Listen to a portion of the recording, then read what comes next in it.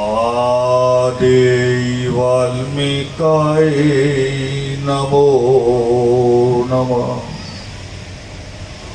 आदि वाल्मीकाय नमो नमः। आदि वाल्मीकाय नमो नमः। आदि वाल्मीकाय नमो नमः। वाक्षर का वास है ल में लोक परलोक। माँ मन में जो खोजता का कर देता मोक्ष। लेकर मन के चार ये धागा ध्यान लगान। सुरति शब्द को मेल कर तुमरा दर्शन पाओ।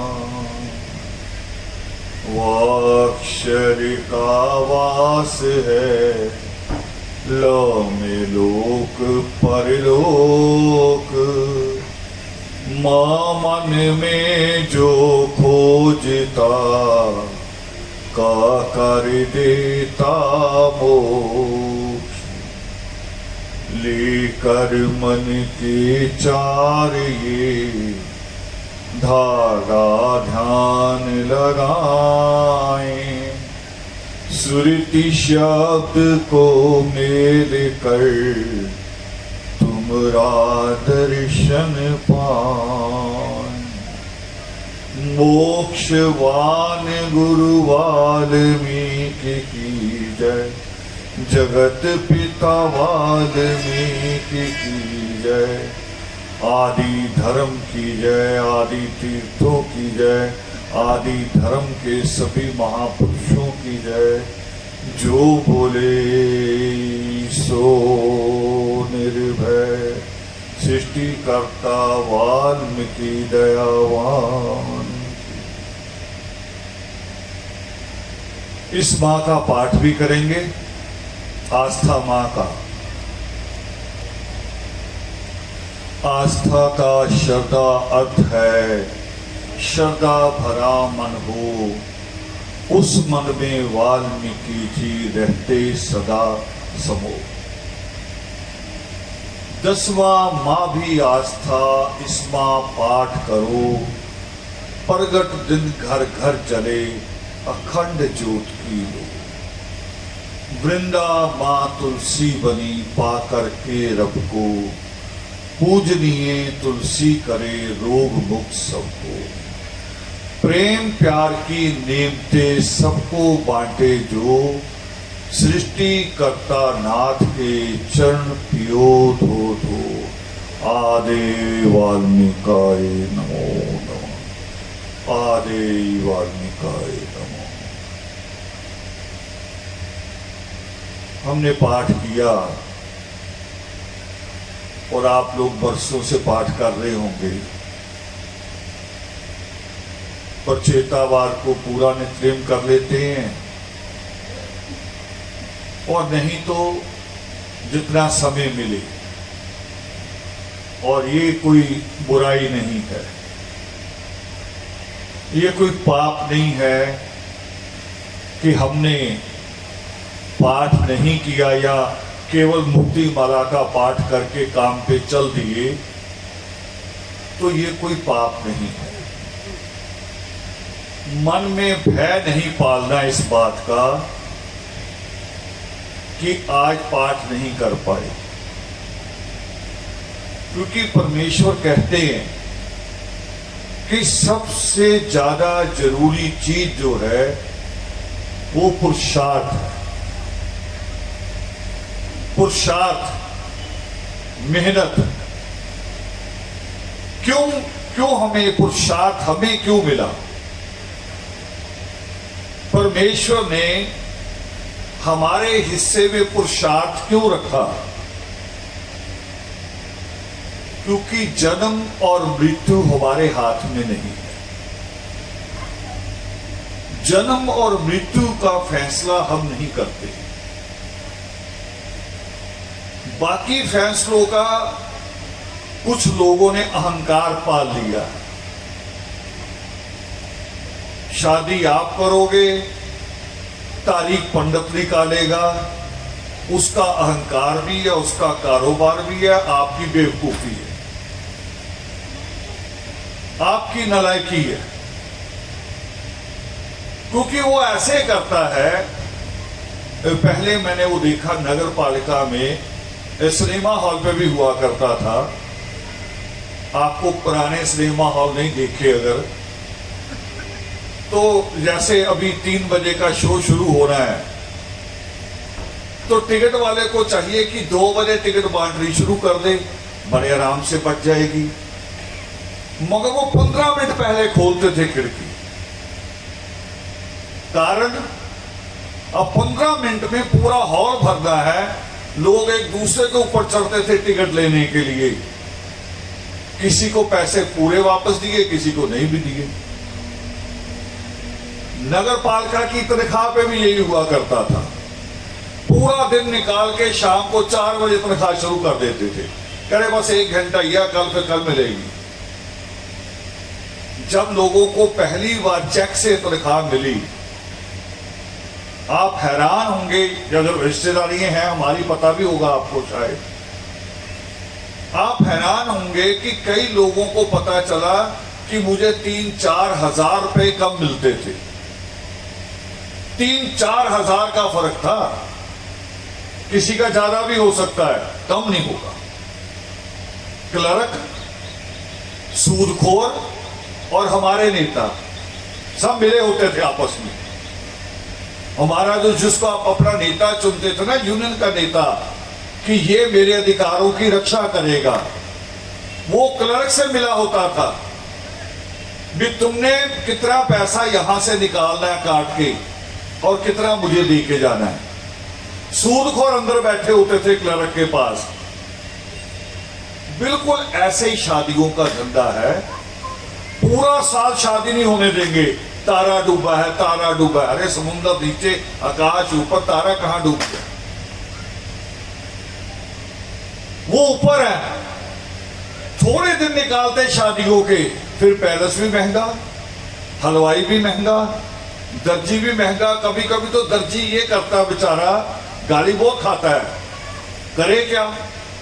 मोहल्ले की 4 शादियों के कपड़े वहां सिल रहे हैं, उधर घोड़ी तैयार होती है, दूल्हे की पैंट बन रही होती है, खूब गाली खाता है। मगर दर्जी का कसूर नहीं है, कसूर आपका है जो पंडित से पूछने जाते हैं। शादी करनी चाहिए जिन दिनों पेपर ना हो, बस बच्चों के पेपर ना हो, आपके पास पैसे का इंतजाम हो, आप शादी रख सकते हैं। आप दिन चुनिए अपने आप, बच्चे आपके, उन पे खर्चा आपने करना, आने वाले दिनों में भी खर्चा आपने करना, उनके सुख दुख भी आपने झेलने हैं। कमाई पंडित कर लेता है, वो सुख दुख की भी कर लेता है, तब भी चले जाते, करे बहू ठीक नहीं रहती, पंडित कह रहा ग्रह खराब है, इतने पैसे ले जाओ ठीक हो जाओगे। यानी लगातार मूर्ख बनते हैं। तो हमें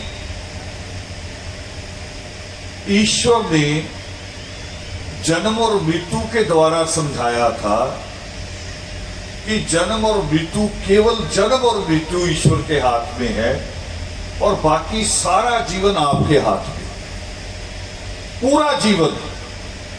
मगर आपने अपना जीवन पंडितों के, महंतों के, संतों के हवाले कर दिया और आप गुलाम बन गए। हमारे संत तो और भी पंडित से भी आगे हैं। हर किसी का स्टैंडर्ड होता है अपना अपना, जिसकी दुकान में जो है। एक बच्चा गुड़ खरीदने गया, मां ने कहा जा गुड़ लिया। दुकानदार क्या कह रहा, गुड़ तो है नहीं, पटाखे ले जा। अब गुड़ का और पटाखे का क्या संबंध है? पटाखा जो आग लगा के जिसको बम बोलता है, गुड़ की जगह वो कहता कि शक्कर ले जा तो बात समझ में आती है, अगर कहे कि चीनी ले जा तो भी समझ में आती है, अगर कहे मिश्री ले जा तो भी समझ में आती है। मगर दुकानदार कह रहा पटाखे ले जा, माँ आगे लड़ रही, वो कह रही तुमने बच्चे को ये क्या कर दिया। वो कह रहा गुड़ बांधने आया था, मैंने सोचा खुशी मनानी, पटाखे भी अब बजा के बना लो। यानी मूर्ख बनाने के भी बड़े तरीके, मगर हम तैयार रहते हैं मूर्ख बनने को। तो ईश्वर का हुक्म है, इसी नित्यनेम में श्लोक आता है कि मधु का अर्थ सुरा है, सुरा नाम की नाम नशा, काज जगत भी, ये हासिल को कि उस परमेश्वर के नाम का नशा तो रहे। मैं बैठूं तो मुख से निकले सांस के साथ आदि वाल्मीकाई नमो नमः। मैं उठूं तो भी कहूं आदि वाल्मीकाई नमो नमः, मगर काम छोड़ के नहीं। नाम नशा काज जगत भी, जगत के काम साथ साथ चले। उस परमेश्वर ने ये कहीं नहीं कहा कि मेरा नाम जपो। वो तो कहते कि तप करना बेकार है, दान करना बेकार है, ये इससे आपकी मुक्ति नहीं होगी, इससे मुक्ति नहीं हो सकती। साधन हो सकते हैं किसी चीजों के, जैसे बच्चा पेपर देने जाता है, अगर वो किताब पढ़ के ना जाए, अच्छी यूनिफॉर्म पहन के जाए, नहा के जाए, मगर किताब पढ़ के ना जाए, दही खा के जाए, पास हो सकता है? सबसे जरूरी चीज कौन सी है? किताब। वो घर पेन भूल जाए मगर किताब पढ़ी हुई हो तो पेन का इंतजाम तो हो सकता है, वो पास हो जाएगा ना, क्योंकि जिसने किताब पढ़ी। तो परमेश्वर का जो हुक्म है, परमेश्वर जो कहते हैं, वो कहते हैं कि ज्ञान, शिक्षा, ज्ञान की प्राप्ति करो, और ज्ञान की प्राप्ति करोगे तो आप मुक्त हो जाओगे। और जो परमेश्वर इतनी बड़ी बात कहे, हमें हर अंधविश्वास से बाहर निकाल दे, हमें हर पखंड से बाहर निकाल दे, हमारे मन के अंदर, हमारे दिमाग के अंदर ठूस ठूस के भरा हुआ है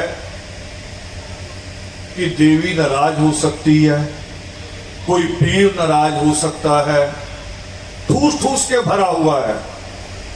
अभी चले जाते हुए ना बाहर थोड़े ये कलीनें बिछी हैं, उल्ट पुल्ट हो जाती हैं, कहीं पैर फंस गया तो भी दिमाग में आता कोई देवी तो नहीं नाराज। अरे भाई, देवी ने थोड़ी कलीन बिछाया है, और देवी ने मना नहीं किया कि नीचे देख के ना चलो, देख के चलो नीचे।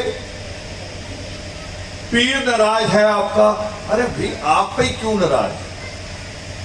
मैं आपको बहुत बड़ी बात बहुत पहले भी कही है, फिर कह रहा हूं, आपसे ईमानदार कौम कोई नहीं है दुनिया, आपसे ज्यादा ईमानदार कौम। जिसके घर में हिंदू देवी का चिराग भी है, मुसलमान पीर का भी है, कोई पक्षपात नहीं, एक नंबर की कमाई है सारी। बच्चे के लिए सूखी रोटी बन जाए तो बन जाए, मगर चिराग में तेल जरूर डालें। फिर इतनी ईमानदार कौम पे अगर कौम ईमानदार कौम, और थोड़ा इतिहास जान लो, इतनी ईमानदार कौम कि जब रानी झांसी को किला छोड़ना था तो उसकी जगह कौन खड़ा हुआ? आप में से एक मां। कौन? मां झलकारी बाई। जब गुरु गोविंद सिंह के पिता गुरु तेग बहादुर का शीश टंगा था लाल किले के ऊपर सरे बाजार। उसको वापस लाने के लिए कौन उठा? कौन उठा? अमर शहीद बाबा जीवन सिंह, जिसको धक्के मार के आश्रम से बाहर निकाल दिया, अछूत और भंगी कहा, शूद्र कहा, नीच कहा। उसने फिर भी कहा कि गुरु का वचन है, अंगूठा दे दूंगा। वो कौन था? किसका था? आपका। वही खून है आपके अंदर। और बड़ी बात कहने जा रहा हूं। अभी एक इंस्पेक्टर मिलने आए थे, शायद बैठे हो, सीबीआई में हैं। मैं यहां बिना रिकॉर्ड देखे दावे के साथ कह सकता हूं, क्योंकि मुझे इस परमेश्वर का जो विधान है, उनकी जो अमृत वर्षा है, उनकी जो कृपा है, वो प्राप्त है। दावे से कह सकता हूं कि देश को बेचने वाले जितने गद्दार आज तक पकड़े गए हैं, उनमें एक भी वाल्मीकि नहीं था। आप वो कौन? आप वो कौम है जिसने कभी किसी की पीठ पे खंजर नहीं मारा।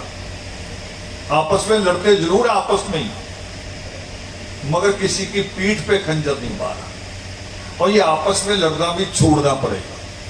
ये मैं तारीफ नहीं कर रहा हूं, बुराई वो भी है, कमी उसमें भी है, कहीं ना कहीं कमी है। आप वो ईमानदार कौम है दुनिया की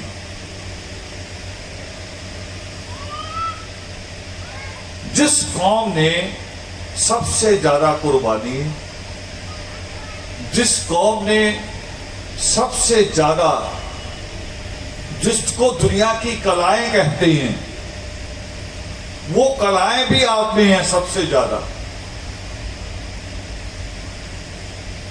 चंडाल जी मुझे एक दिन कह रहे जी मुझ में क्या है, पढ़े लिखे लोगों को आगे लाओ। मैं कहूं उनको लाने में आपको रोक थोड़ी रहे हैं, और आपका तो ढील डोल भी इतना बड़ा नहीं है कि किसी को रोकोगे, आदमी बगल से निकल जाता है।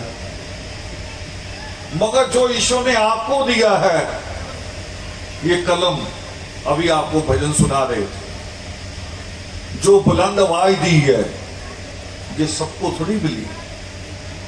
ये कृपा सब पे नहीं होती। मैं अगर कोशिश करूं, अभी पंडाल खाली हो जाएगा।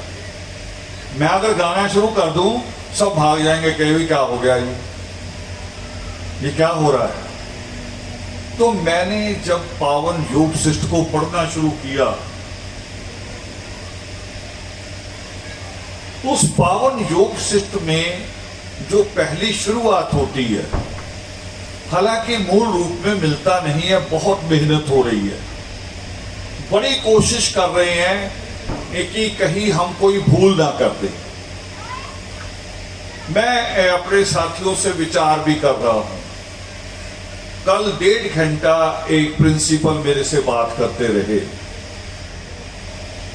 और बहुत सारे जो डिबेट चल रहे हैं पूरी दुनिया में, बड़े डिबेट, छोटे नहीं, वो नहीं जो आपकी फेसबुक पे जो अनपढ़ लोग चलाते हैं, वो डिबेट नहीं, जो बड़े विद्वान डिबेट चलाते हैं, जो कहता है कि 200 किताब पढ़ने के बाद बात करने आया हूं। मैंने 200 किताब पढ़ के ये निचोड़ निकाला है।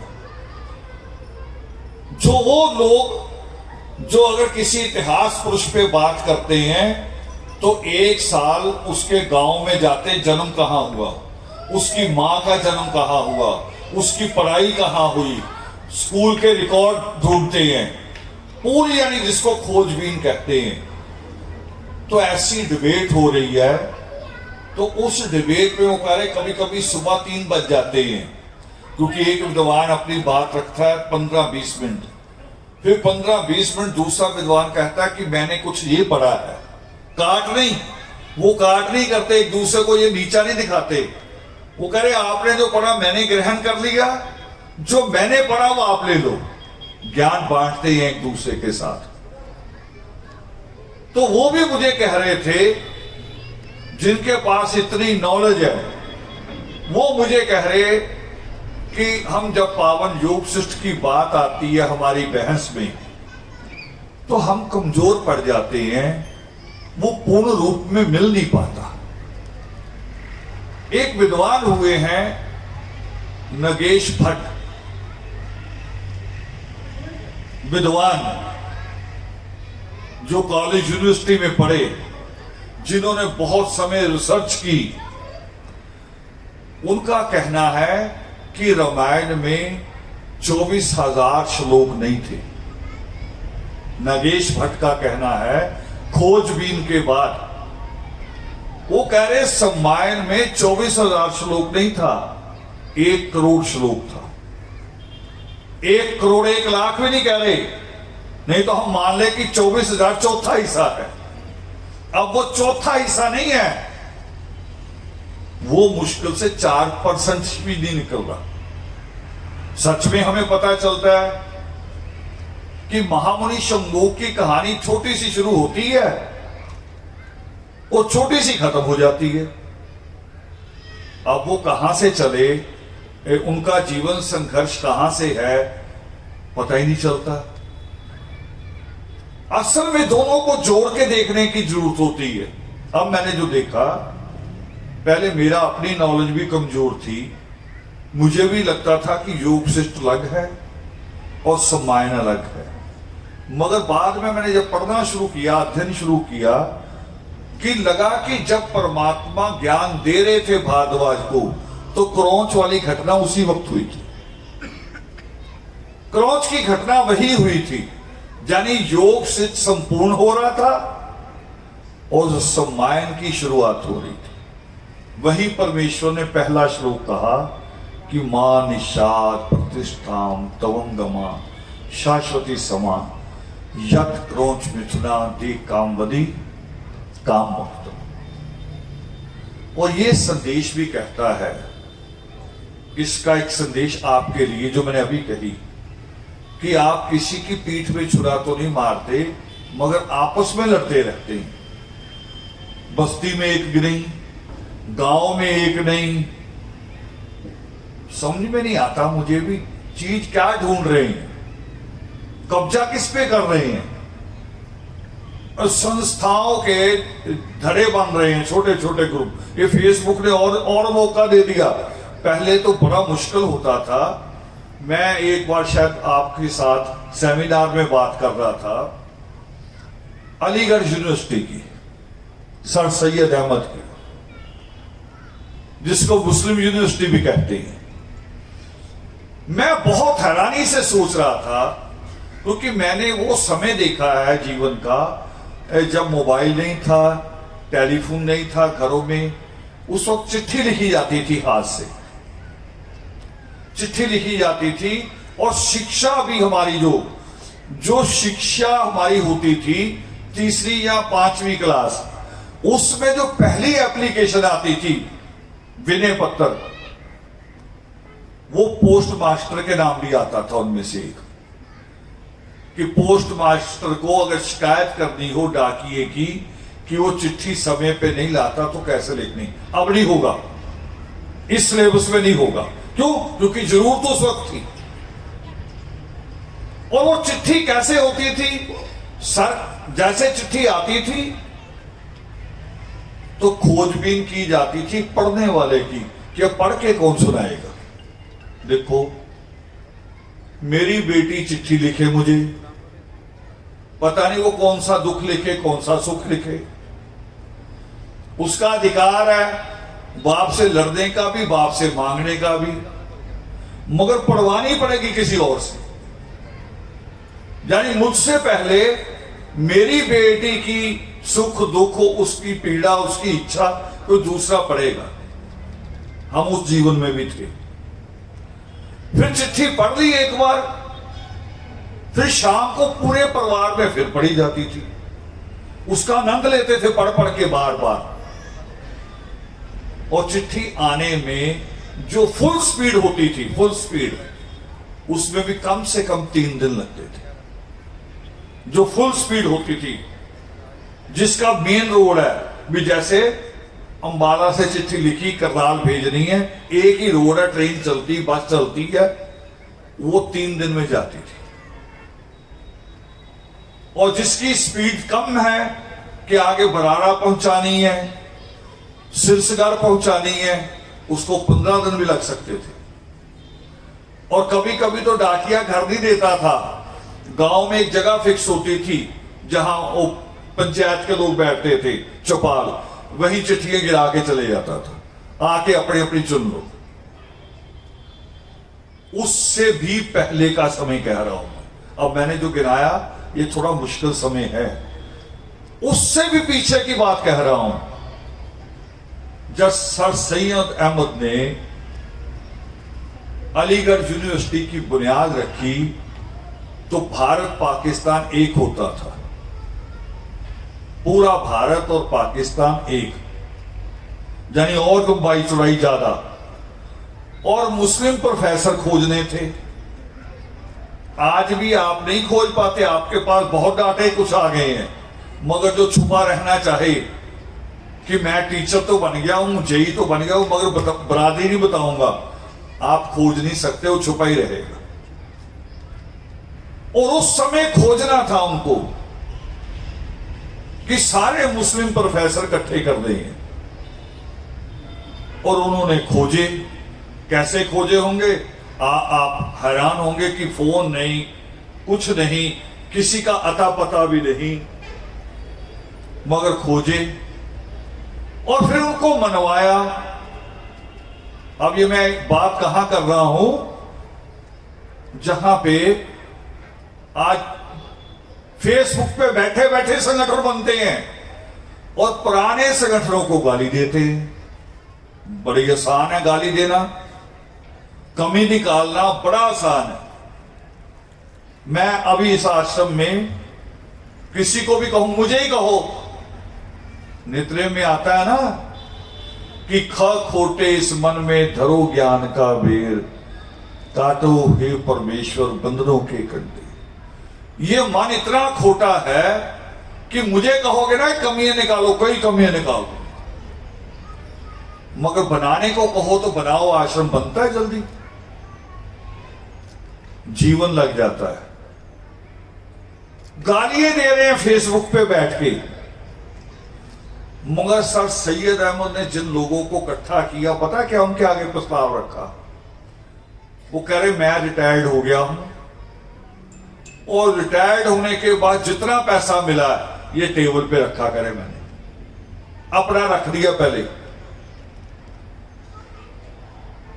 और हमने एक यूनिवर्सिटी बनानी है, पक्षपात भेदभाव, वो कह रहे इस देश के खून में खत्म नहीं होना। तो मुझे मुस्लिम बच्चों की चिंता है, बुनियाद इसी पे पड़ी थी। और कैसे बनेगी यूनिवर्सिटी? अभी जमीन नहीं, कुछ नहीं, ये पहली कमाई ये है जो जीवन भर की मुझे मिली है। आप बताओ, आप लोगों की क्या राय है? आप योगदान दे सकते हैं?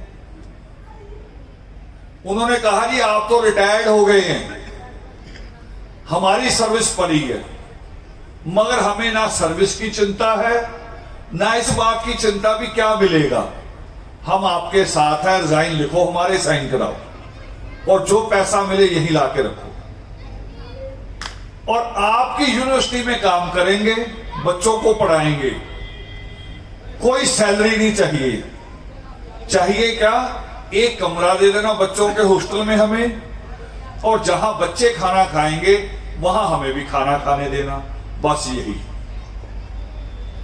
तब बुनियाद पड़ी थी, तब अलीगढ़ यूनिवर्सिटी देश के जो टॉप 10 यूनिवर्सिटी हैं उसमें से एक यूनिवर्सिटी बनी। यहां कोई कुछ करता नहीं, कोई त्याग नहीं, कोई बलिदान नहीं, समझ भी नहीं। यहां तक कि मेरी गाड़ी कई जगह खड़ी होती है, इंग्लिश में स्पेलिंग लिखे होते हैं, मुझे आके कहेंगे स्पेलिंग गलत है, मुझे। जानी मैं जब भी बुक फेयर में जाता हूं, ये पुरुषार्थी जी बैठे हैं, अभी भी पांव में दर्द है, बैठ नहीं पा रहे, मगर कैसी भी हालत में हो, मैं किताबें इकट्ठी करता हूं, ये 10 किताबें हो गई हैं, और ये गाड़ी तक रखने जाते भाग भाग के बुक फेयर से। जहां हम इतनी किताबें इकट्ठी करते हैं, वहां एक मोबाइल उठाए लफंगा, वो भी मां की कमाई का मोबाइल, अपनी कमाई का नहीं। मुझे आके कहेगा जय वाल्मीकि, वाल्मीकि के स्पेलिंग गलत है। मैं कभी हिंदी में लिख ले, चल मेरी इंग्लिश छोड़, हिंदी में लिख ले। हिंदी में मां को कौन सी मात्रा पड़ती है, बड़ी की कि छोटी की? बड़ी की। और का को कौन सी पड़ेगी? छोटी की। और ये इस स्पेलिंग को डॉक्टर जिंदर प्रसाद ने भी किया अपनी किताब में दोस्त, हिंदी में भी इंग्लिश में भी। और जब मात्राएं अलग अलग हैं, एक मात्रा, एक हम बोलते क, जो छोटी की मात्रा, उसकी आवाज आती है खाली, आपकी बोल लेते हैं, पूरे पंजाब हरियाणा वाले बोल लेते हैं, क्योंकि हमारी जुबान ऐसी है, मगर वो ऐसे नहीं है, उसको बोलने में अलग है। मैं जब गया पहली बार इलाहाबाद, मुझे भी दिक्कत आई भी, ये कैसी हिंदी, मेरी हिंदी गलत है कि इनकी है? पर बाद में लगा उनकी ठीक है, मेरी गलत है। मैं बोल रहा हूं पहले, वो बोलते पहल, वो पा भी पूरा बोलते, हा भी पूरा बोलते, ल भी पूरा बोलते हैं।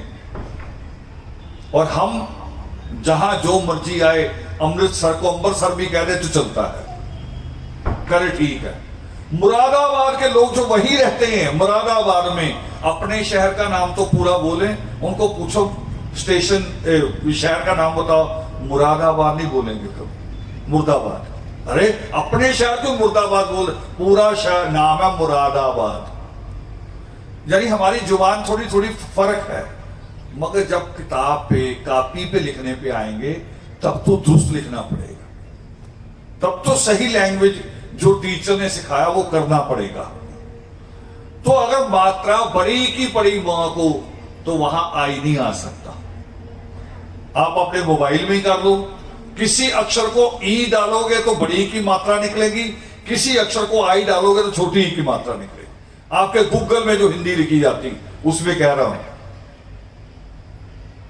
गूगल को पता है, मगर मेरे जो 20,000 का मोबाइल लेके घूमते लफंगे हैं, उनको नहीं पता है।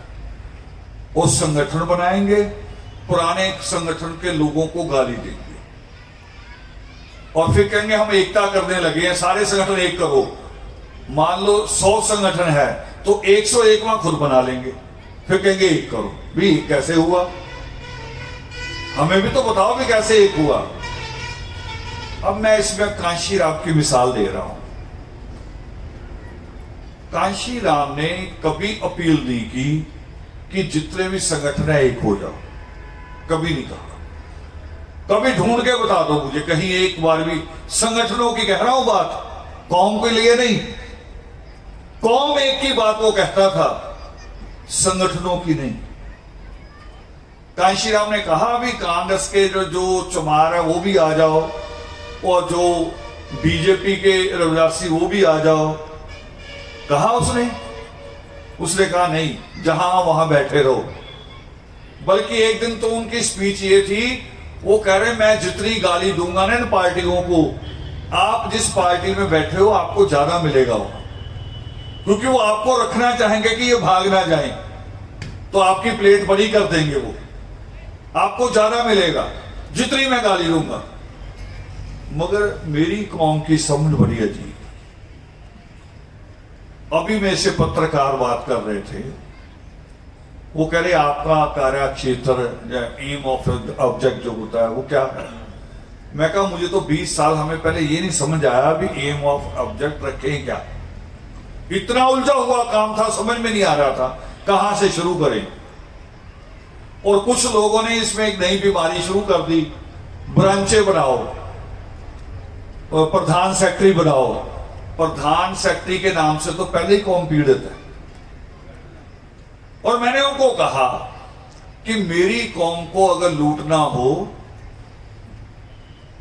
खरीदना नहीं, सुन लो मेरी शब्द मैं जो बोल रहा हूं, इसको खरीद नहीं सकता कोई भी।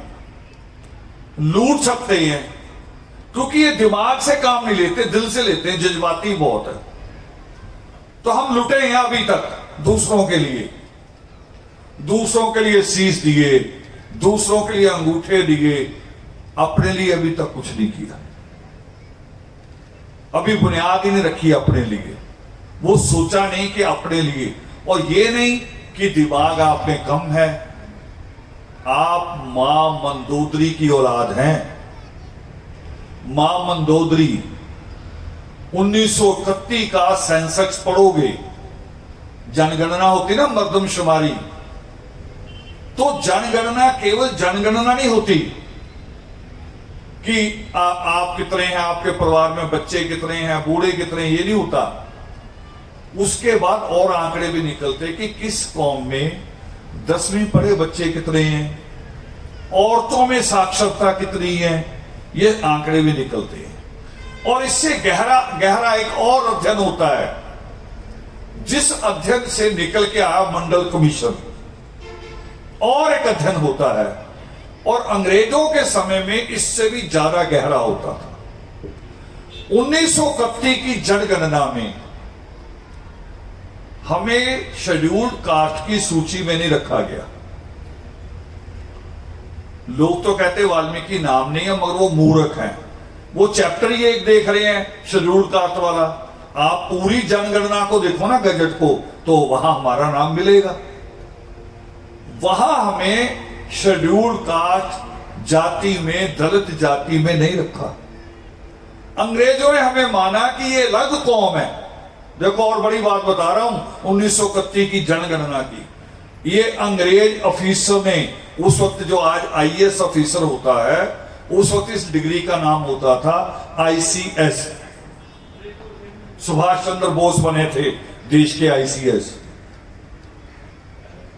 आईसीएस ऑफिसर अपनी कलम से लिख रहा है कि ये अलग कौम है, ये ना हिंदू है, ना ये मुसलमान है, ना ये सिख है, ना ये ईसाई है।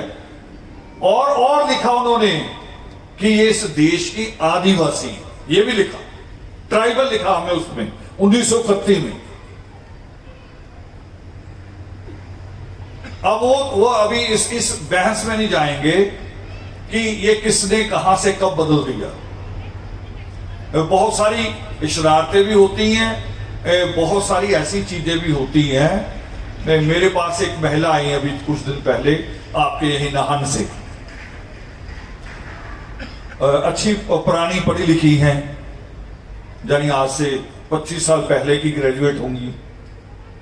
तो समझ या कुछ उनके पास बात करने का सलीका भी था, मगर अर्थ करते हम वही हैं जो हमने सीखा हुआ हो। सलीका तो होता है, मगर बात वही करेंगे जो हमने सीखा है। तो वो अपनी बात करने लगे,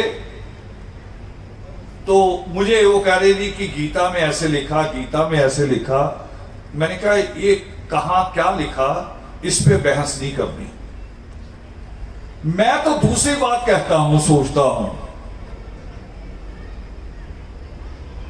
कि परिणाम क्या निकला, गीता में क्या लिखा, ये इस पे ना जाओ। गीता, पूरी गीता के बाद परिणाम क्या निकला, इस पे जाओ। मिसाल क्या है इसकी? एक आदमी मेरे पास आए, आपके पास भी आ सकता है ऐसा आदमी, और आपके कान में कहे आके कि जी आपने तो जीवन भर बड़ी मेहनत की, बड़ी मेहनत की। आदमी खुश हो जाता है, तारीफ सुन के बड़ा खुश होता है। और फिर अगली लाइन कहे कि मगर सारा आप परिवार ही पालते रह गए, कभी भाइयों की शादी, कभी बहनों की शादी, आपने अपना सोचा ही नहीं, आपके बच्चों का क्या होगा। अब ये लाइन किधर को चलेगी? चलेगी ना फूट डालने में। कह रहा प्यार से ही है, खुश भी कर दिया। मैं उसको गाली भी नहीं दे सकता उसी वक्त भी तू गलत है, वो खुश कर रहा है। परिणाम क्या निकल रहा है? असल में ये होता कि परिणाम क्या निकला। तो परिणाम ये था उस पूरी रिसर्च का कि आप इस देश के आदिवासी हैं, दलेर कौम है, और परमात्मा वाल्मीकि दयावान के लिए भी लिखी एक लाइन, वाल्मीकि शब्द भी लिखा और परमात्मा वाल्मीकि दयावान के लिखा। उन्होंने लिखा कि इस वाल्मीकि कौम का जो गुरु है, 1931 की सेंसस कह रहा हूं, वो भील है। और ये डाटा आपको मिल जाएगा, अभी जो किताब जारी की हमने मूल निवासी वाल्मीकि कौम, उसमें आपको ये डाटा मिल जाएगा।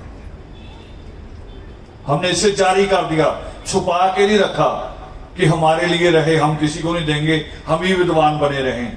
उसको जारी कर दिया किताब में आप सबके लिए। किस लिए? ये खोलने के लिए दिमाग जिसका आप इस्तेमाल करते नहीं। आप दिमाग का इस्तेमाल नहीं करते, दिल का करते हैं। किसी ने दूर से आके आवाज दी, प्रधान जी हमारा आदमी बस समझो आइसक्रीम की तरह पिघल जाता है। कह रहा देखा मुझे प्रधान जी कहा। वो पता प्रधान जी क्यों कहते हैं? उनको आपका पूरा नाम ही नहीं पता होता, पर्दा पड़ जाता है। और दूसरा, उनको पता है कि इससे ज्यादा अच्छा मक्खन है ही नहीं। हमारे लीडर भी है कई ऐसे, वो सबको ही प्रधान कहेंगे। एक बात मुझे मेरे सामने भी आ गया, मैं कहा तमीज सीख ले, तू किससे बात कर रहा है? मैं राजनीतिक आदमी, मुझे भी तू प्रधान कह के बात कर रहा है। अपना तिलक तुलक मैं कहा अपने पास ही रखा कर। तभी नहीं नहीं नहीं नहीं नहीं, हम तो बड़ी रिस्पेक्ट करते। मैं रिस्पेक्ट करने सीखो, सीखो, अभी सीखी नहीं है। तो हमारे छोटे छोटे ग्रुप बन रहे हैं, उससे कौम की ताकत बढ़ेगी नहीं। कौम की ताकत बढ़ने का पहला तरीका है कलम प्राप्त करो, शिक्षा, शिक्षा प्राप्त करो। मैं यहां के प्रोग्राम के बारे में भी बता रहा हूं, बीच में भूल जाऊं। मुझे यहां के प्रोग्राम के लिए कई फोन आए कई नजरियों से, और एक नजरिया यह भी आया कि जी उन्होंने भीड़ इकट्ठी करके ना लीडरों से पैसा लेना है। मैं कहा यार लीडरों से लेना, मेरे से थोड़ी ले लेंगे, लेने दो। मगर इसका एक बड़ा प्रमाण बताने जा रहा हूं, एक बड़ी बात। और लीडरों की डेट होगी कैंसिल। मास्टर जी का फोन आया मेरे पास और मैंने कहा, इनसे पूछ लो, मैंने कहा अगर आपके आश्रम को, आपके हॉस्टल को पैसे की जरूरत है और लीडरों की डेट नहीं मिल रही तो आप डेट बदल दो, मुझे कोई इतराज नहीं। यही बात हुई। मगर इन्होंने कहा कि जी डेट आपकी सर्वोत्तम है, लीडरों की बाद में सोचेंगे। ये असली बात है प्रगट दिवस बनाने के लिए उस परमात्मा के प्रति। वो कह रहे लीडरों की कोई बात नहीं, पैसे जब चाहे बाद में आते रहेंगे, मगर अब आपकी कही हुई डेट नहीं बदलेंगे। मैंने खुला काम कहा था इनको फोन पे कि आप बदल दो, क्योंकि अगर हमने इकट्ठे, देखो योगामृत में वैसे भी होना है, ये खर्चा वैसे भी होना है, और उसी में कोई लीडर आके हमारी बिल्डिंग को पैसा दे जाए जितना हम नहीं खर्च सकते, तो उसमें ऐतराज क्या है? उसमें ऐतराज नहीं होना चाहिए। तो हृदय थोड़ा बड़ा करना पड़ेगा। योगी मां की लाइनें आती हैं। अभी मैंने कहा था ना आपको, हाथ कैसे रखने को कहा था कि उल्टा हाथ नीचे, सीधा हाथ उसके ऊपर और अंगूठे जोड़ने। ये क्या बन गया? वो जो योगी मां में लाइन आती है कि थाली लेकर हाथ की, ये इस्लाम की तरह कह रहा हूं जैसे मुसलमान करता है। मुसलमान को कभी देखो, सफर भी कर रहा है ना बस में, ट्रेन में, और उधर नमाज का समय हो गया, वो क्या करता है, जेब से कंपास निकालता है पहले, जो दिशा सूचक जिसको कहते हैं आप, उस दिशा से देखते कि मक्का किधर है, मक्का किधर है, फिर अपना पर्दा निकाल के बिछा लेता है मक्के की तरफ मुंह करके, और अपनी नमाज शुरू करता है। कई बार हम सीट पे बैठे होते हैं ट्रेन में, कोई सीट छोड़ता थोड़ी अपनी अपनी, और वो बीच में नमाज कर रहा है। कईयों के पांव भी होते हैं जहां उसने झुकना है, मगर उसको कोई फर्क नहीं पड़ता। क्यों? क्योंकि उसका ईमान कहता है कि मैं मक्के के आगे झुक रहा हूं, मेरा सजदा मक्के को है। हम इतने पक्के भी नहीं हैं, हम इतने पक्के भी नहीं हैं। हमारे सजदे तो पता नहीं कहां कहां होते हैं। वाल्मीकि नाम तो केवल एक, क्या कहते उसको, काम चलाऊ है। वाल्मीकि परमात्मा से अभी आप उस तरह नहीं जुड़े जैसे मुसलमान मक्के से जुड़ा है, अल्लाह से जुड़ा। अभी वो श्रद्धा पैदा नहीं हुई। मुझे कहती हैं कई बार औरतें आके कि जी आपने कहा था वाल्मीकि तीर्थ जाने से इच्छाएं पूरी हो जाती हैं। मैंने कहा जब मां सीता गई थी उसकी इच्छा पीछे थी, श्रद्धा आगे थी। तुम जब जाती हो तुम्हारी श्रद्धा पीछे होती है, इच्छा आगे होती है। और तुम्हारी श्रद्धा इतनी पीछे होती है कि कह रहे जल्दी जल्दी यहां से मत्था टेक के ना बॉर्डर निकलना है।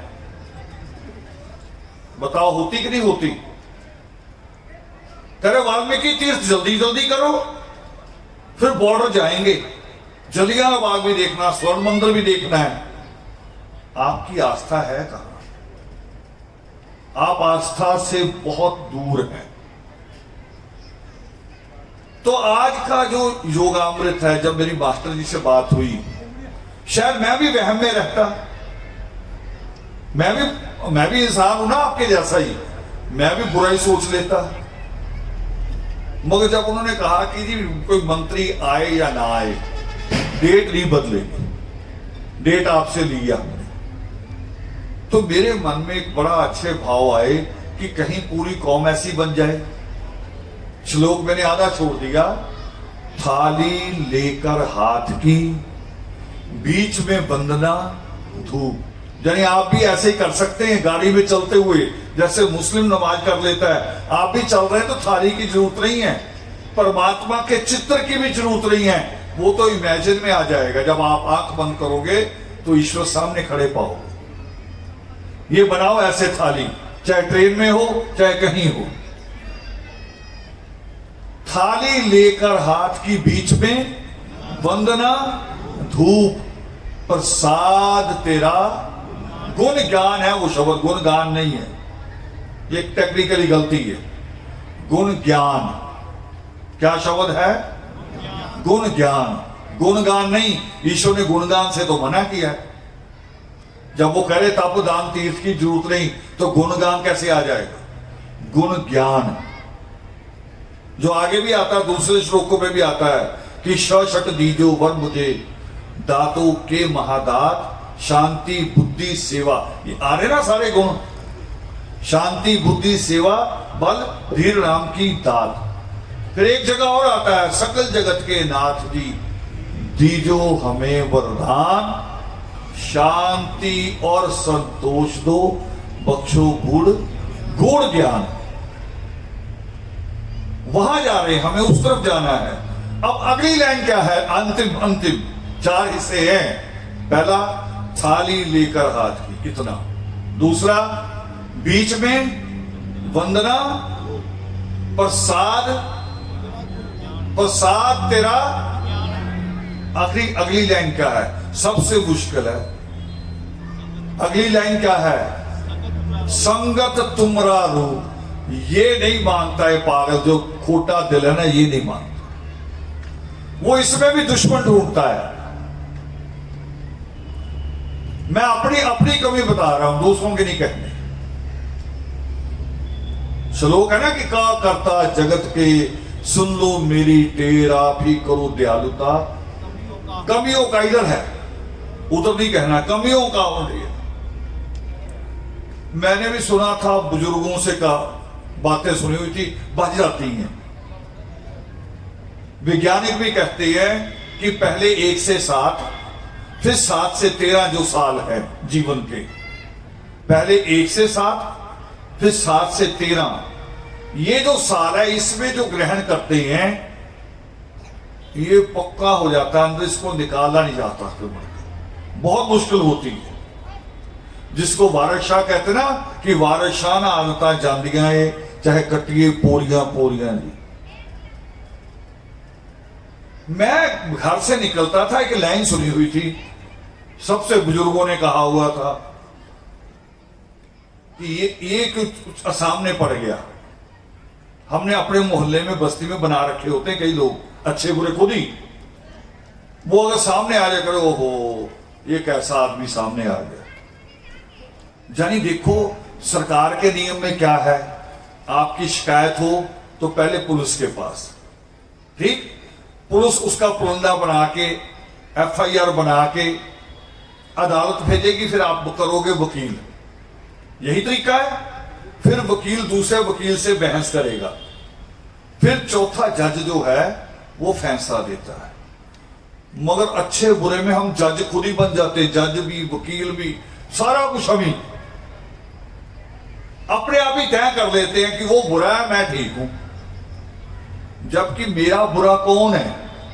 मेरा बुरा वो है जिसके साथ मेरा कोई झगड़ा हुआ। इसका मतलब मेरा बुरा वो और उसका बुरा मैं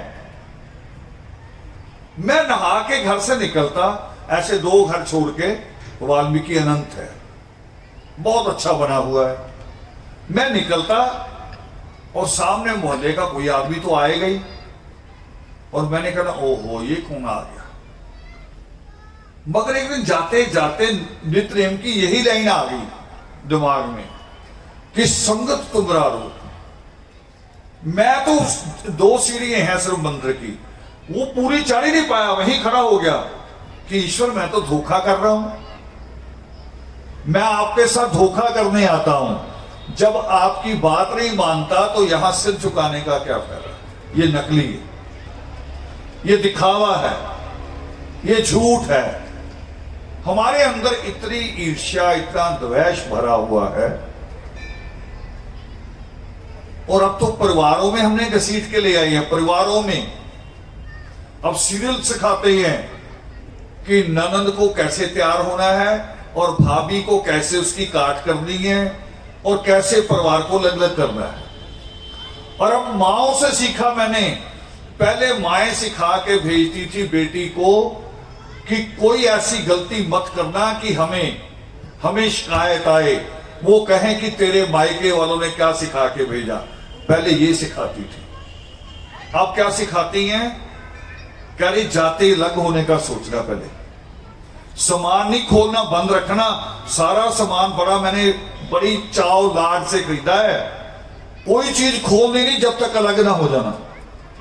अगर परिवार अलग अलग हो जाएंगे तो समाज बताओ कैसे इकट्ठा होगा? बताओ।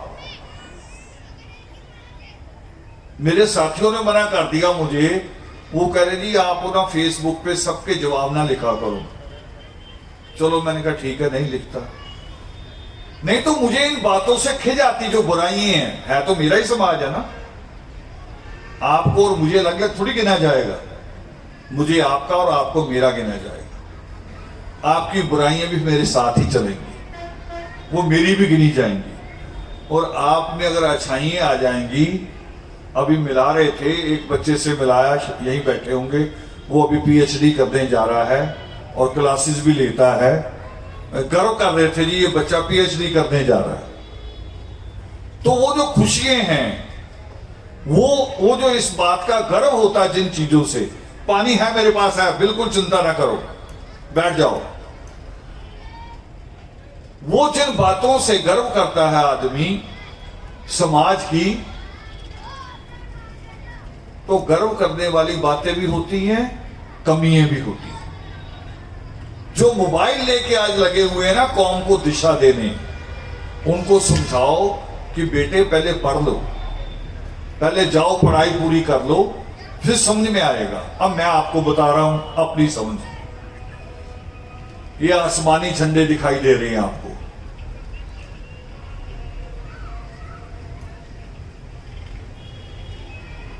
चंडीगढ़ का कोई प्रोग्राम था चंडीगढ़ में, और वहां शायद पासवान ने आना था, किसी संगठन का था, मुझे तो सूचना आई है। प्रोग्राम था चंडीगढ़ में, और हमारे वाल्मीकि संगठन का किसी का प्रोग्राम था। तो उनको पता चला कि पासवान यहां है, वो भी अपने हैं, चलो उनको मिलाएं। मगर जब जाने लगे तो रास्ते में पुलिस ने बैरिकेड लगा के रोक दिया। कह रहे जी आप आगे नहीं जा सकते। उधर पासवान निकलने लगा किसी और प्रोग्राम के लिए, उसको भी पुलिस ने रोक दिया। वो कह रहे जी अभी आप बाहर नहीं जाओगे। वो कह रहा अभी क्या हुआ? कह रहे जी कुछ लोग आपके खिलाफ विरोध प्रदर्शन करने आए हैं, क्योंकि उस वक्त पासवान बाबरी मस्जिद वालों के साथ खड़ा होता था और हमारे जो संगठनों से मिलने जा रहे थे वो सबके पास भगवा झंडा, लाल झंडा। तो पुलिस को लगा पता नहीं शिवसेना बजरंग दल के लोग हैं। दोनों में गलतफहमी कर दी, दोनों एक दूसरे को मिलना चाह रहे हैं, मगर पुलिस को तो अपना बचाव करना होता है ना, सुरक्षा देखनी है, रोक दिया। ये हमारे सामने भी आया कि ये दिक्कत आ रही है। और दूसरा हमारी पहचान नहीं बन रही कि हमारी पहचान कैसे होगी कौम की।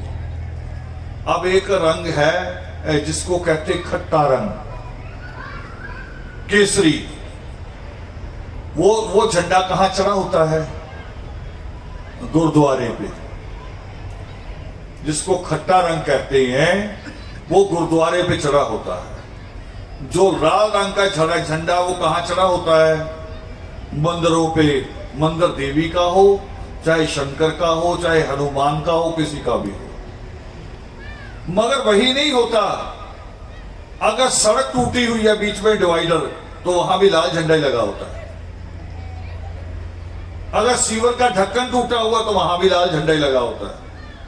और एक पार्टी है राजनीतिक जिसको कहते कम्युनिस्ट मजदूरों की पार्टी, उनका झंडा भी लाल। और हम भी लाल लेके घूमना शुरू कर दें तो हमारी पहचान कहां है? और झंडे में भी और है, मैं तभी कह रहा हूं पढ़ लिख लो पहले। झंडे में जो तिकोना बनता है उसको ध्वज नहीं कहा जाता। वो जो तिकोना बनाते ना इसको, उसे ध्वज नहीं कहा जाता, उसे कहा जाता पताका। डिक्शनरी में देखना, डिक्शनरी देखना, शब्दकोश, वो उसे ध्वज नहीं लिखा जाता। ध्वज ये है जो चार कोने का है। और पताका कहां लगता है? वो लगता रणभूमि में, जहां आपने रथ लेके किसी से युद्ध करने जाना हो, वहां वो तिकोना झंडा तीर की नोक की तरह लगता है। इनके अलग अलग सिस्टम है सब चीजों के। अब बिना कोई ज्ञान के, बिना किसी बात के लोग बहस करने आते हैं। फिर हमने ये रंग कहां से चुना? ये रंग ना रावण का है, ना धर्म समाज का है, ना आदर्श का है। ये रंग ईश्वर का तय किया हुआ, ईश्वर का। आसमानी चादर जो है वो मैंने और आपने थोड़ी बनाई है, किसी वैज्ञानिक ने नहीं बनाई। और उस आसमानी चादर के नीचे से चाहे सिख हो, मुसलमान हो, ईसाई हो, बोधी, जैनी, पारसी, कोई भी हो, उसके नीचे से निकल सकता है। वही सबके ऊपर है ईश्वर की ऊंचाई। एक दूसरी बात, जिसको साइंटिस्ट कहते हैं, डॉक्टर कहते हैं, एक डॉक्टर अलग तरह के होते हैं। एक डॉक्टर होता है कि मेरा हाथ कट गया तो दवाई देगा, टांके लगा देगा। एक डॉक्टर होता है कि मेरे पेट में दर्द हो रहा है, वो अलग दवाई देता, अलग तरीके से सोचता है। मगर एक डॉक्टर आए हैं कि आप कहो जी मुझे शांति सी नहीं लग रही, टेंशन में रहता हूं, है ना, तो डॉक्टर, उसके डॉक्टर आए हैं जिनको कहते हैं मनोचिकित्सक, साइकोलॉजिस्ट। उनके सुझावों में सबसे पहला सुझाव होगा कि अपने घर के लाल पर्दे, पीले पर्दे सब हटा दो और आसमानी रंग के पर्दे लगाओ। पहला सुझाव आएगा। जैसे आंख का डॉक्टर करता है ना ऑपरेशन, तो कौन सी पट्टी लगाता है? लाल पट्टी लगाता है कि हरी? क्यों? क्योंकि लाल से तो और सूज जाएगी आंख, और ये मैंने और आपने तय नहीं किया कि लाल रंग देखने से आंख क्यों सूजती है, ये ईश्वर ने तय किया। और हरा देखने से ठीक हो जाती है। कहते हैं सुबह सुबह घास में टहलो बिना बिना जूता पहने, आंखों की रोशनी बढ़ती है। ऐसे ही डॉक्टर बताते हैं कि आसमानी पर्दे लगाओ घर में, टेंशन खत्म हो जाएगी। फिर इससे और आगे बढ़ते हैं।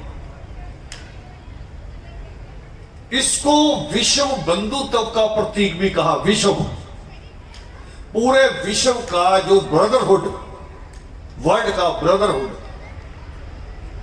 वो प्रतीक भी कहा है। यूएनओ ने जो अपना झंडा बनाया, जो सारे देशों की यूनियन है, हमारे भी यूनियन वाले होते हैं वैसे तो, सुभाव वाले, अपने आप ही लिख लेते हैं ऑल इंडिया है। मुझे लगता है भी पूरे जमुनानगर का ना पता हो। कई बार तो पड़ोसियों को नहीं पता होता कि मेरी बगल में ऑल इंडिया रहता है, लिखा होता ऑल इंडिया। हम कितने नाम से देश में जाने जाते ये नहीं पता उनको। हमारे नाम कितने देश में, कितने हिस्सों में हम बटे हुए हैं, मगर ऑल इंडिया। पत्नी भी नहीं मानती कभी कभी, वो कह रही चल चल बाहर का चौधरी है तू। और बाहर वालों को भी नहीं पता है चौधरी बेचारा कहां का है। फिर वो क्या करता है, अपना नाम ही प्रधान रख लेता है। सारी उम्र मरने तक प्रधान ही रहेगा, चाहे मानो ना मानो, यही रहता है। मैं उसकी यूनियन की नहीं कह रहा हूं, ये उस यूनियन की बात कह रहा हूं जिसके मेंबर केवल प्रधानमंत्री और राष्ट्रपति होते हैं, देश होते हैं। उस यूएनओ का झंडा आसमानी है। और अंतिम बात कहने लगा हूं उसी प्रमाण में, उसी की आसमानी झंडे के बारे में। पावन योग शिष्ट में परमेश्वर के लिए एक शब्द आया है, व्योम, परमात्मा के लिए। एक तो आप लोगों ने टीवी में भी देखा होगा एक सीरियल व्योम, मगर परमेश्वर के लिए पावन योग शिष्ट में व्योम कहा है। और व्योम का अर्थ पता क्या कहा अर्थ होता है? अपने इसमें मोबाइल में अर्थ निकाल लो, लिखो उसमें हिंदी में, गूगल में जाके व्योम, फिर उसको लिखो इसका अर्थ बताओ। उसका अर्थ होता है आसमानी बाप। तो ये आसमानी बाप का रंग है, उस खुदा का। अगर आप सृष्टिकर्ता वाल्मीकि दयावान को खुदा, वल्ला, वाहेगुरु, ईश्वर, रब, यहोवा अगर आप मानता है आपका दिल कि वही परमेश्वर है, वही विश्वेश्वर है, वही जगतेश्वर है, तो ये उन्हीं का दिया हुआ रंग। क्योंकि व्योम उन्हीं को कहा है। पावन योग शिष्ट में जो व्योम कह के संबोधन किया है, जो लोग शिक्षा प्राप्त करने गए, महाराजा बलि, जिनके नाम में पूरे साउथ इंडिया में ओणम मनाया जाता। महाराजा बलि पता कौन थे? हिरण्यकश्यप परिवार की, उनके वारिस थे। जिस हिरण्यकश्यप को हमें उल्ट कर करके समझाया जाता ना, उल्ट कर करके, उस हिरण्यकश्यप परिवार के वारिस महाराजा बलि। और महाराजा बलि का त्योहार मनाता है पूरा कर्नाटक, पूरा तमिलनाडु, पूरा केरल। मैं उन स्टेटों के नाम ले रहा हूं जो सबसे ज्यादा पढ़ी लिखी हैं। जात बरादरी की बात नहीं कह रहा हूं, पूरी स्टेट मनाती है। जैसे आपके यहां पूरी स्टेट मनाती है ना, पंजाब में वो बैसाखी, वहां मनाया जाता ओणम।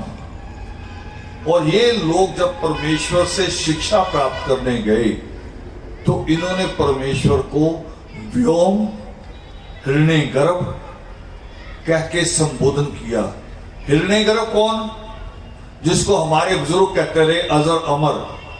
हमारे बुजुर्ग बोलते रहे हैं, जयकारे लगा करते थे पहले, अजर अमर त्रिकालदर्शी।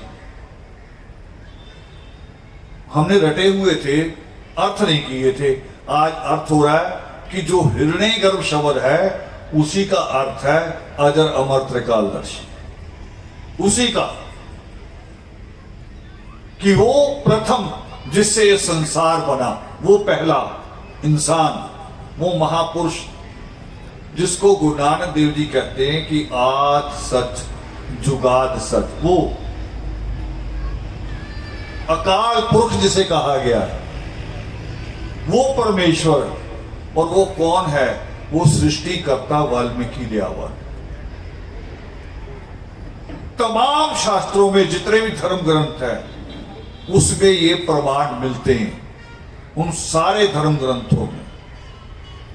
और मैं तो जब कभी कबीर को भी पढ़ लेता हूं तो मुझे लगता है कबीर शायद पता नहीं भारद्वाज का पुनर्जन्म है, पता नहीं महाराजा बलि का पुनर्जन्म है।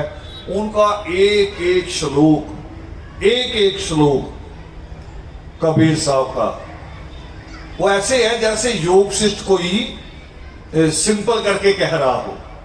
जैसे हम योग शिष्ट में है ना पुरुषार्थ, तो हम अपने नेत्रे में हमने पढ़ लिया पुरुषार्थ मां रख लिया। पुरुषार्थ का अर्थ मेहनत से रब पा, हमने उसको सिंपल कर लिया। परमात्मा की अपनी कलम से लिखा हुआ था, हमने उसे अपनी भाषा में कहना शुरू कर दिया जिसमें लोग समझे। और जरूरी ये है,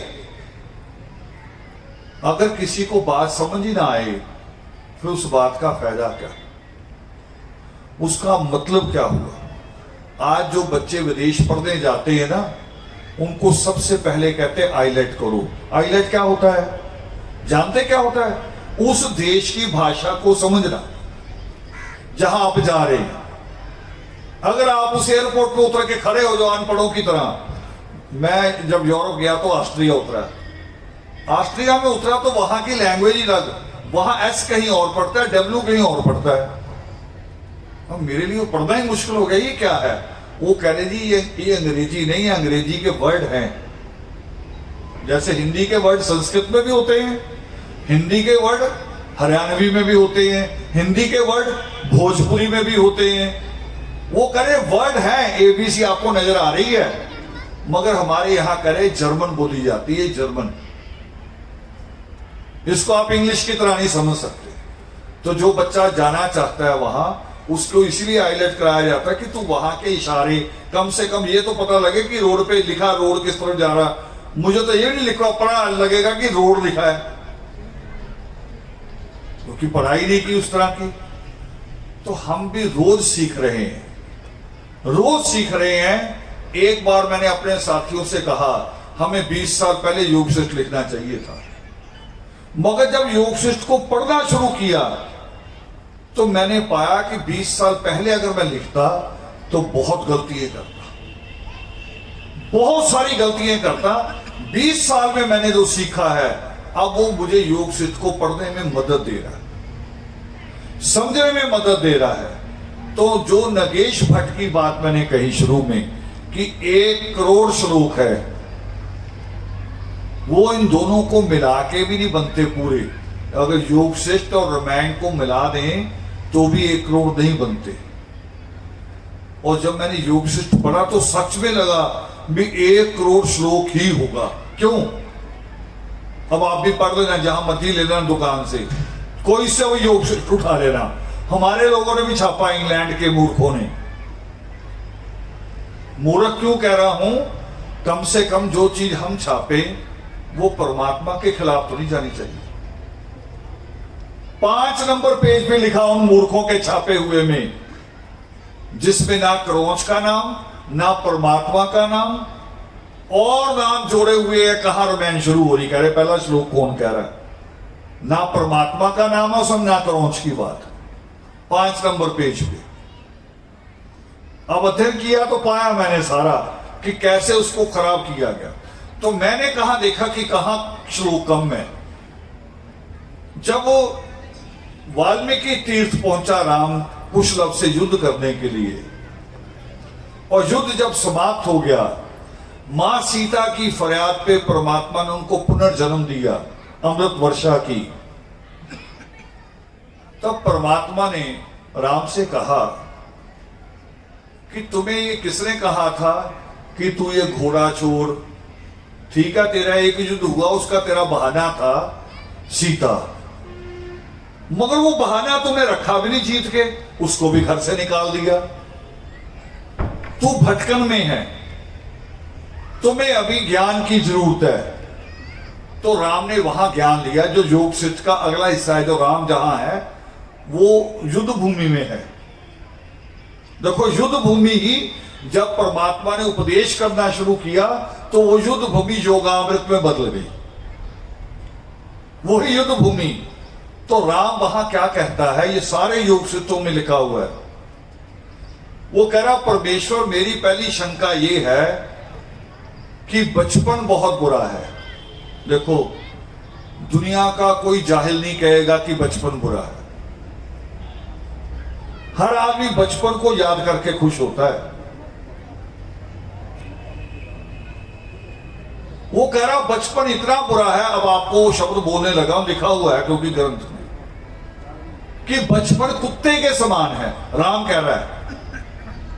हो सकता है आपको में से कोई मानता है इस बात को कि बचपन कुत्ते के समान हो सकता है।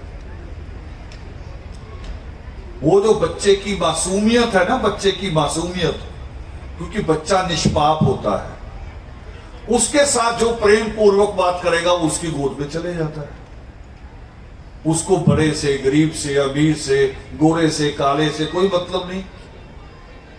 जहां उसे लगता है मैं महफूज हूं, वो उस गोद में चला जाता है। राम ये कह रहा है।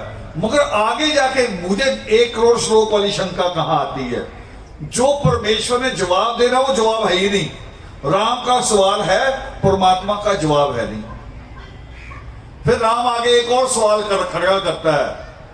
वो कह रहा, औरत को छूने से आदमी नरक में चला जाता है। राम कह रहा है, अब जवाब आना चाहिए था।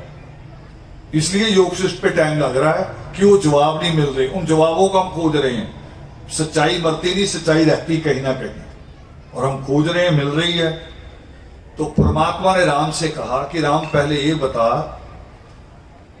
तेरी 3 माएं थी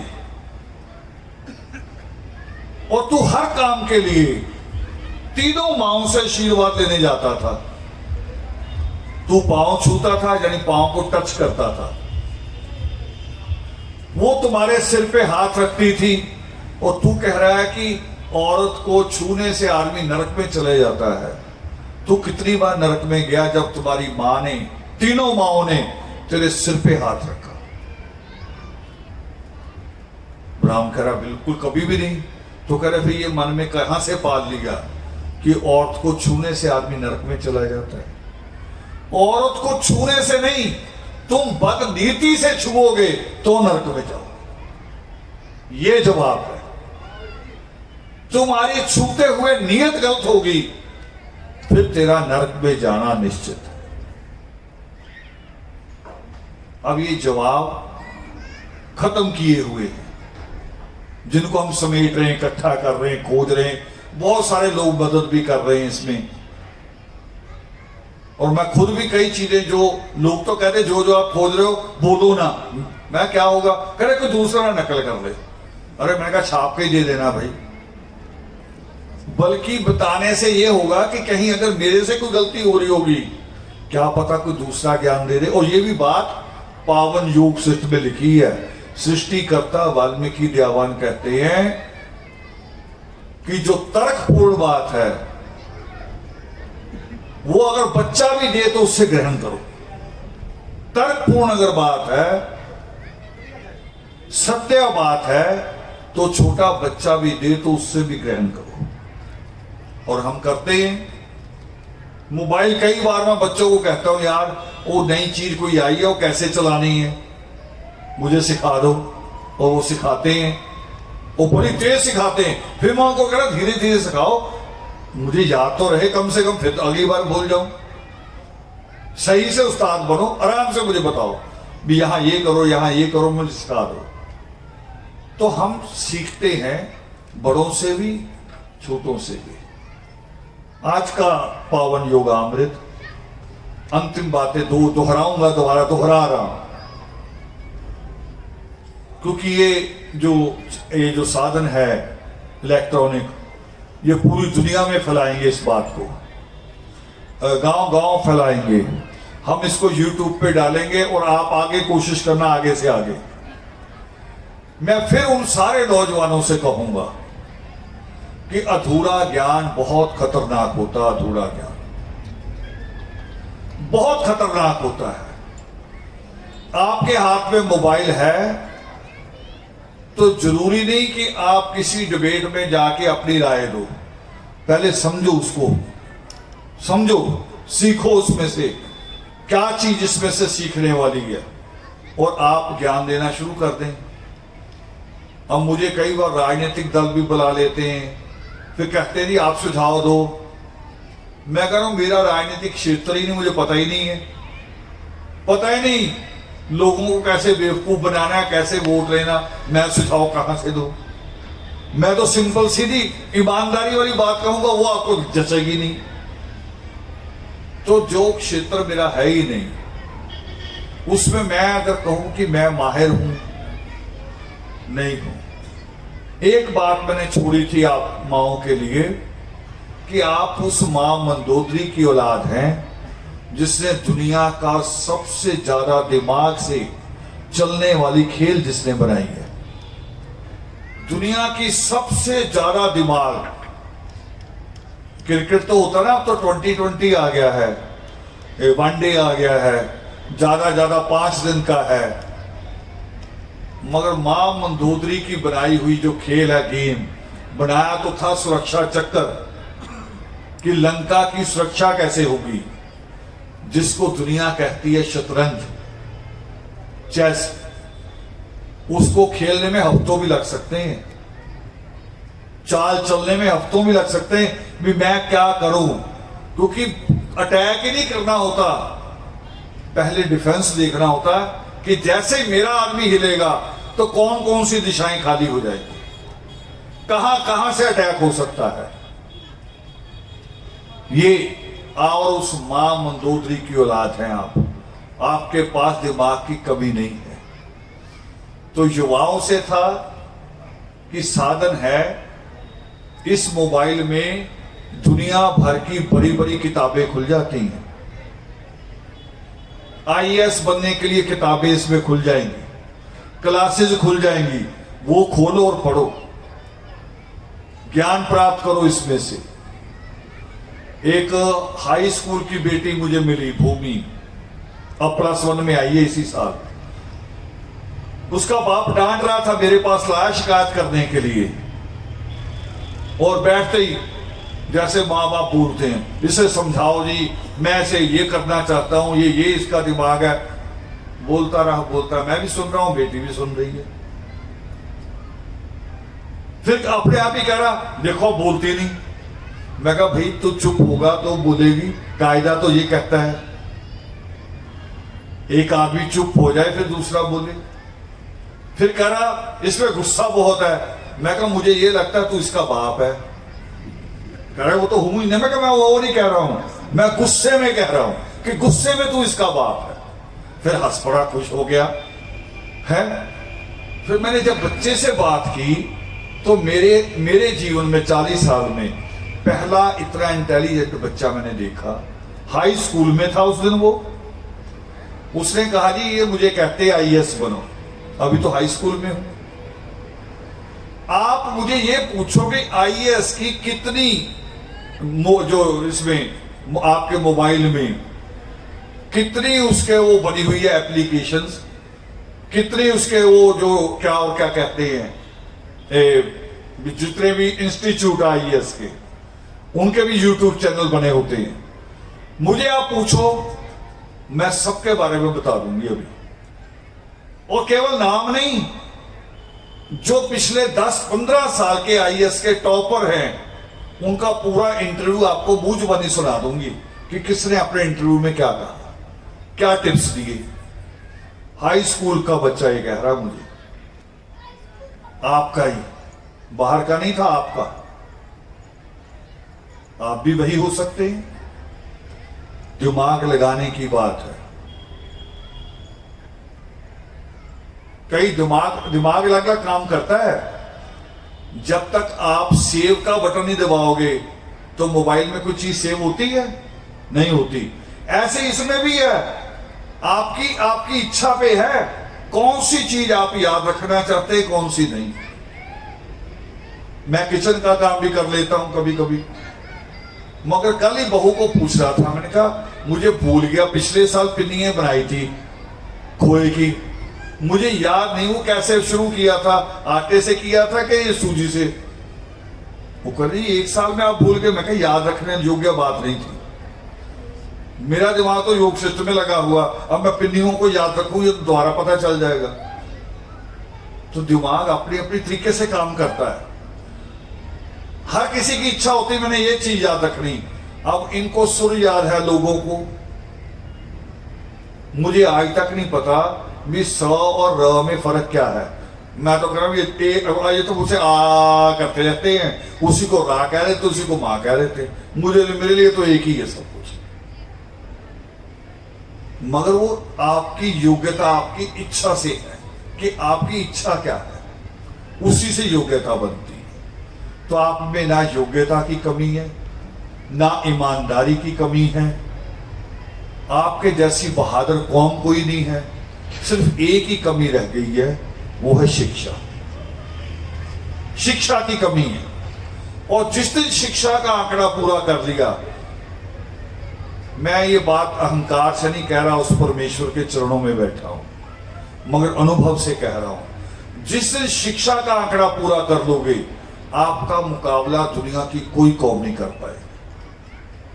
कोई भी कौम, इस वक्त एक ही कौम है दुनिया में सबसे आगे दिमाग में, वो है इजराइली। इजराइली जिनके चारों तरफ मुसलमान कंट्री हैं, मिलके हमला करती हैं, अकेला ही देश मुकाबला करता है। मगर केवल जंग में नहीं, दुनिया का शिक्षा में सबसे बड़ा प्राइज कौन सा होता है? कौन सा होता है? Nobel prize. नोबेल प्राइज में इजराइल के यहूदियों का 40% हिस्सा होता है हर साल। 40% प्राइज वो लेके जाते हैं, चाहे साइंस में हो, चाहे मैथ में हो, चाहे इकोनॉमिक्स में हो, वो जीतेंगे। और कैसी कौम थी, आपके हौसले के लिए बता रहा हूं, उस कौम को 1800 साल से ज्यादा, 1800 साल से ज्यादा उसके देश से निकाल दिया गया था। अभी 100 साल नहीं हुआ उन्हें वापस आए अपने देश में। 1800 साल वो पूरी दुनिया में भटके हैं, और दुनिया में जहां भटके लोग उनको अच्छी जगह नहीं देते थे, कहते थे वो दूर जगह है जंगल में, वहां थोड़ी जगह साफ करके रह लो।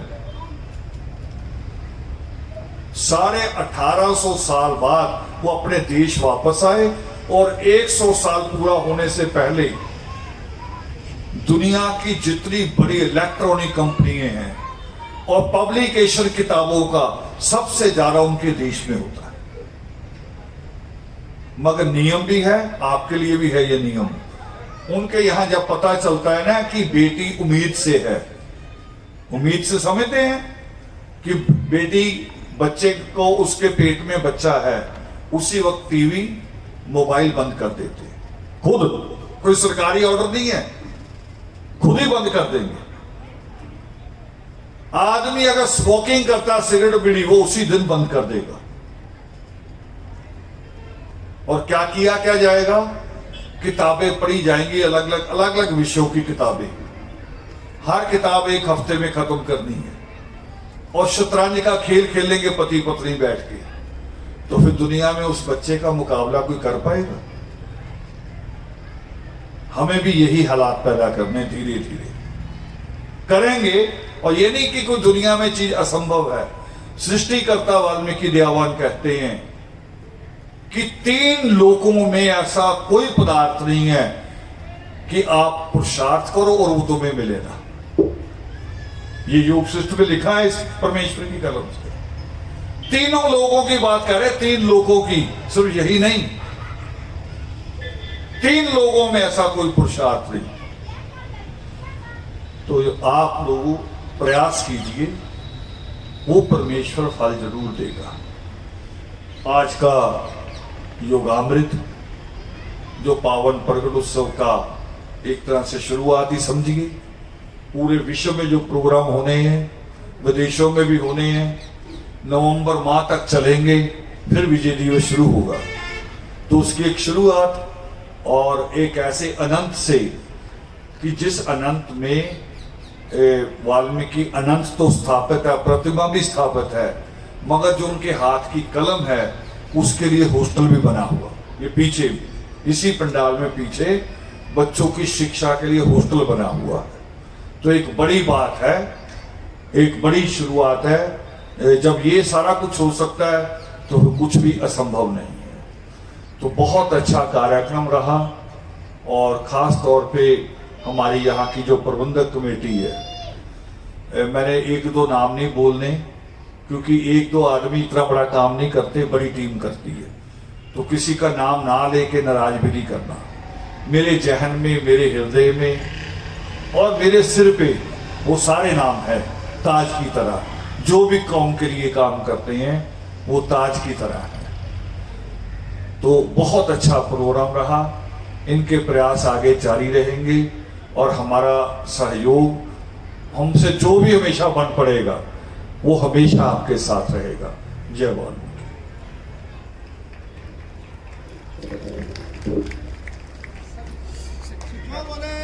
सच्ची प्रार्थना की बात करेंगे।